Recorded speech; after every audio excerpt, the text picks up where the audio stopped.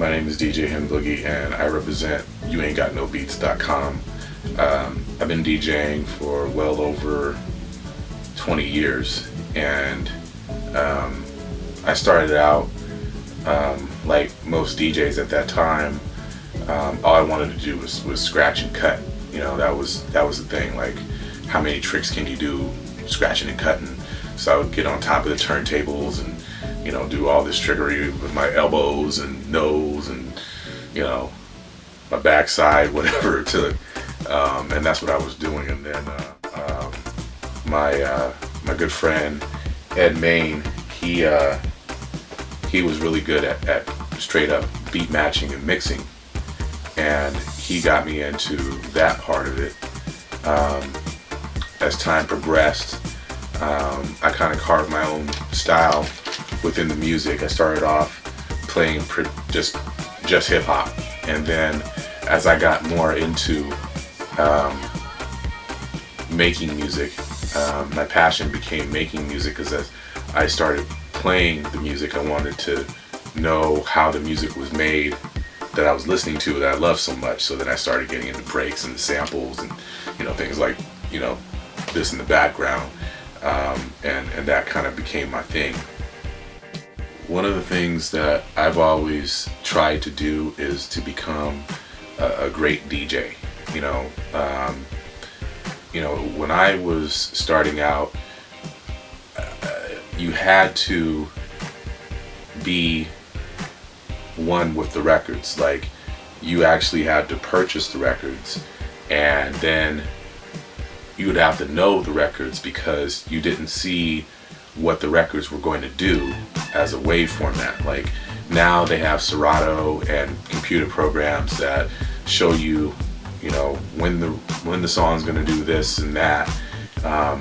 You know, I actually had to know the songs in order to play them, because when the break in the record came, I had to know when that was, because otherwise I wouldn't be able to mix the records in and out. And I think, you know, that's what kind of got lost in the whole translation of DJing and the culture to me. What DJing means is to actually speak without speaking. Like, I know a lot of people feel like a DJ's up there, he or she are just playing records. They're not really doing anything. You know, I think in a lot of ways, the best DJs, you really don't notice that they're there.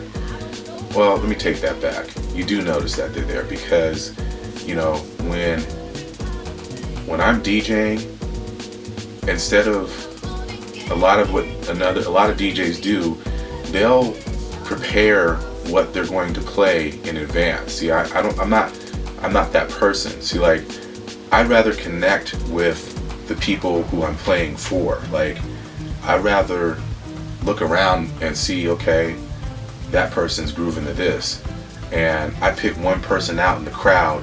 I'm like, I'm playing for you. Like, I want to see how you move. You know what I'm saying? And, you know, a lot of DJs don't do that. They'll just, you know, for me, like, I primarily play vinyl, so I'm not limited to looking at a laptop trying to figure out what my next thing is going to be. I'm already in my head knowing 5 records in advance of what I'm going to do. And, you know, and that's part of the art of being a DJ. Like, you can't just, to me, I know a lot of people just wake up one day and they're like, hey, I'm a DJ and I'm going to perform in front of 5,000 people and I'm going to rock it. You know, DJing has become so mechanical, it's sickening. It's like, you know, sometimes I'll even mess up on purpose when I'm spinning, just because I want people to know I'm there. Like, you know what I'm saying? Like, I'm happy when my record skips, because then there's a human element to it. Like, now it's so technical. It's like, you know, you listen to a DJ and it's like, oh, I'm gonna do this and I'm gonna stay at this tempo forever. But that's not human emotion. Like, human emotion goes up and down, it has ebbs and flows, and you can't expect to be one with the crowd if you're not willing to go there with them. And there's a certain amount of trust that you have to give to not only the crowd, but the crowd has to give back to you as a DJ. Because if they don't trust you, they're not going to stay there with you and they're not going to roll with you. But my thing is, I've always been one to say, look, I want them to trust me so much that it doesn't matter what I play, because they know that it's going to be, where I'm going to take them is where they want to be. You know, the mix, a lot of ways, is the most important thing, because it's like the anticipation of another great moment being born. I mean, that's the best way I can say it. I mean, like, you know, if me as a DJ, I take that person one step closer to the place and the emotional rush that they need, that's what I did, you know what I mean? And that's the addiction, you know, like being that connection with somebody that you don't even know, but they're feeling you and you're feeling them, you know? So, you know, it's not about being in the bedroom, you know, it's about playing out and doing what you do. You know, that's how I see it. As a DJ, you almost have to make a conscious choice of whether you want to be a great DJ or a ruthless DJ, you know? I'll give you an example. Like, you know, a great DJ is doing it to share great music with people, but a ruthless DJ is doing it to become famous, rich, and sleep with the next celebrity. You know what I'm saying? You know, a great DJ is going to be themselves, but the ruthless DJ will go to try to make an image. You know, you see where I'm coming from? A great DJ will concentrate on finding great music. You know, the ruthless DJ is going to concentrate on getting into the next, you know, blog or magazine. You know what I'm saying? I mean, that's what I see as a ruthless DJ. You know, a great DJ will learn the history of the music and what it took and all those things, whereas a ruthless DJ will try to jump on the next big thing that they hear that's coming out. You know, that's you know, kind of what they do. You know, never restricting yourself to one genre of music. You know, that's big with me. I mean, because, like, you know, if anyone hears me play, they know that, you know, I got a lot of everything. You know what I'm saying? And, you know, it doesn't matter who you throw me in there with. If there's a DJ that's coming on before me, I got him. If somebody's coming on after me, they're gonna have problems. You know what I'm saying? Like, there's a little bit of competition in it for me, because I'm sitting there thinking to myself, like, look, you know, I don't mean to make it a competition thing, but it, you know, it kind of is. It's like, look, I'm here trying to play the best music that I can play that you don't have. You know what I mean? Like, my whole goal is basically, you know, you ain't got no beats. You know, like, that's what I'm here for. And if I can do that, then I've spoken without speaking. You know what I mean? And I go back to that again.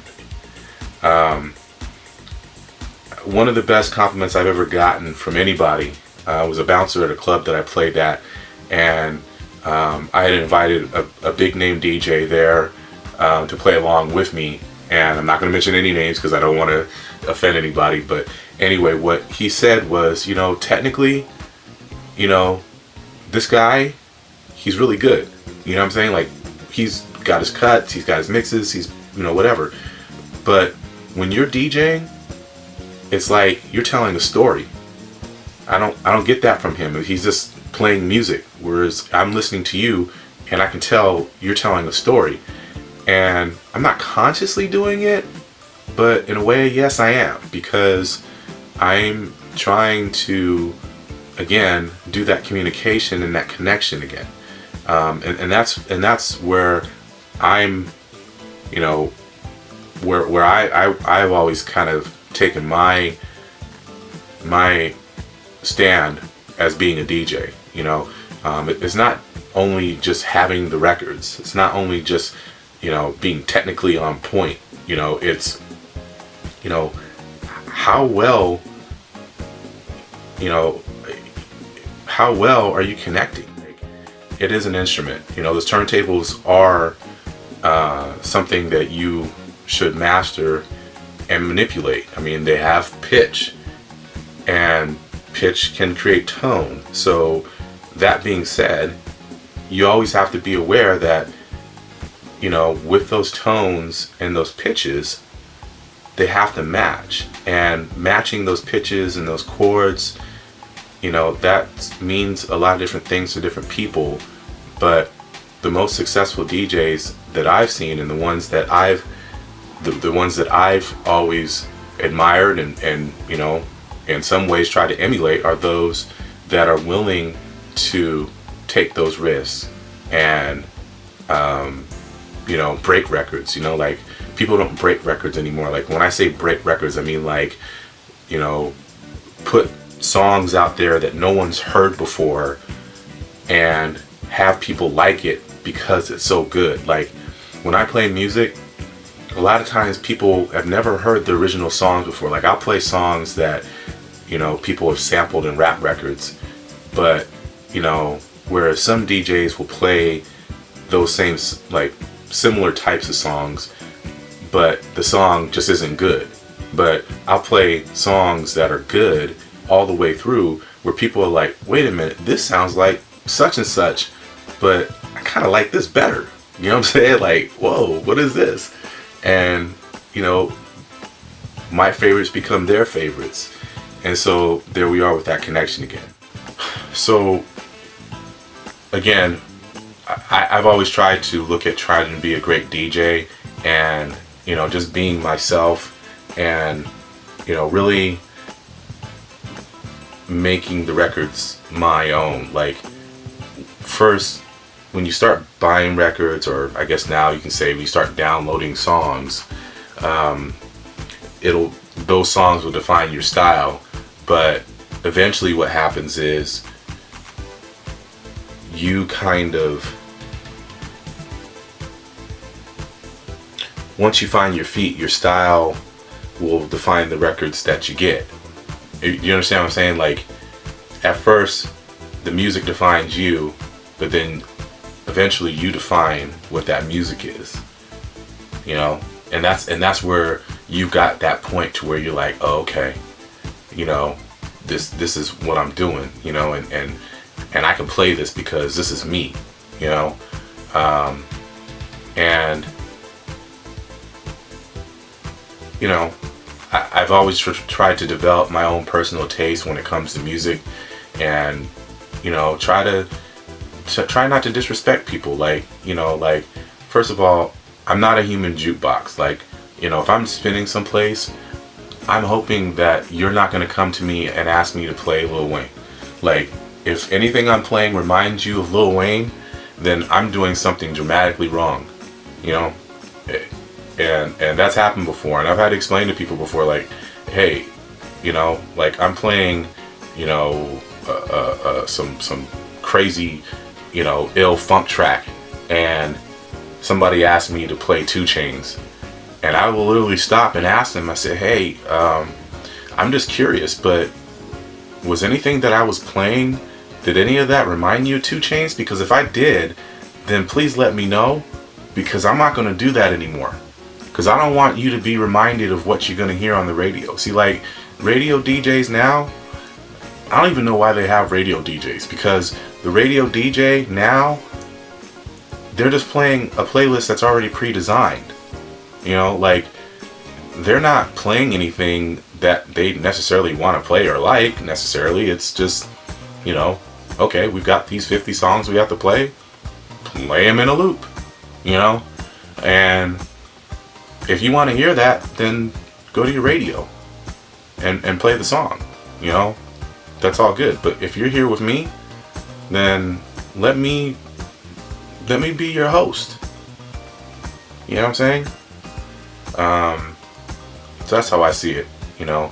And then you got different types of DJs, like, you know, you have your DJs who really don't mix, they're just selectors. Like, you know, they find, you know, obscure songs and, you know, they play them. It's like, ooh, they got such and such, and, you know, whatever. They're not mixing nothing or whatever. Then you got those guys that all they do is mix, and it sounds like a, you know, like a low hum, like, you know, 4 on the floor all night, nothing changes, you know what I mean? Like, you know, it's all good, but, you know, to me, like I said, human beings, we kind of need some ebb and flow. So, like, you know, yeah, we may not be going for a while, but if I'm looking at you and you need a break, I'm gonna give you that break. But it's gonna give you a break to where even if you're moving fast and it's time to move slow, you're gonna stay there because you're like, thank you, I need to catch my breath, but get me back up again and I'm gonna catch my wind and watch me do my thing. You know what I'm saying? Like, that's what I want to see when I'm spinning, and that's how I try to operate. You know what I mean? You know, like, cause me as a DJ, like, I think of myself sometimes, like, ordinarily, you may not like a certain song, but in the sequence that I played it in and the context that I played it in, now it sounds brand new. Now it sounds like something fresh. You know, you're like, oh, I didn't hear it like that before. You know what I'm saying? And, you know, to me, like, I don't DJ like on a weekly basis because I don't ever want to lose that spark. You know, like me, if doing it every other week is perfect for me, because when I do it, I'm excited to do it again, and I want to impress, and I want to, you know, like I said, I want to keep that spark going and give people something brand new. So if I'm doing it every week, you know, no disrespect to DJs who have, you know, weekly gigs or daily gigs for that matter, because that's what you do, that's what you do. But for me, myself, I know I couldn't stay excited like that. So it's got to be special to me every time. So it's special to whomever I'm playing for every single time. And then, you know, always, you got to obey the first rule of show business is always leave them wanting for more. You know, the first rule of show business is leave them wanting for more. And I don't think a lot of DJs do that. You know, they're basically wanting, people want them to get off the damn turntables, you know what I mean? Think about it, you know, how many times that you've been in a spot and you heard a DJ playing and you thought to yourself, I can do better than that. You know what I'm saying? If you come to where I'm spinning at, I guarantee you're not gonna say I can do better than that, because you ain't got my records. You know what I'm saying? And you're not telling my story. You know? So that's how I create that separation between me and other DJs out there. You know what I mean? Like, you know, yeah, you can just get up there and play, but you can also get up there and say. You know what I mean? And that's what I'm trying to do.